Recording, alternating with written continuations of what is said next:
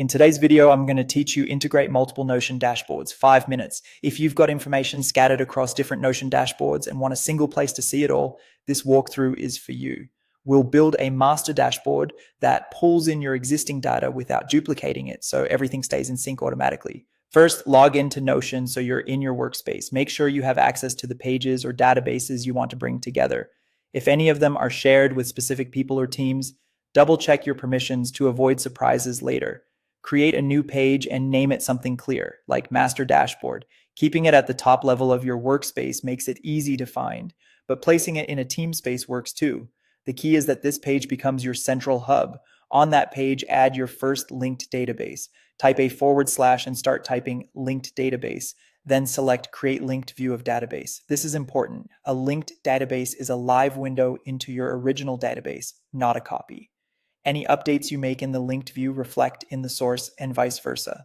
When prompted, choose the original database you want to display. This could be your tasks, projects, meetings, or any other database you already use. If you don't see it right away, use the search bar and select the exact database, not a page or a template.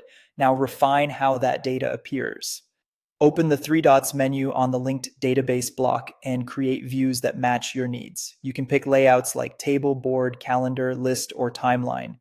Add filters to show only what matters. For example, tasks assigned to you, projects due this week, or items with a specific status. Apply sorts to bring the most important items to the top and hide properties you don't need to keep the view clean.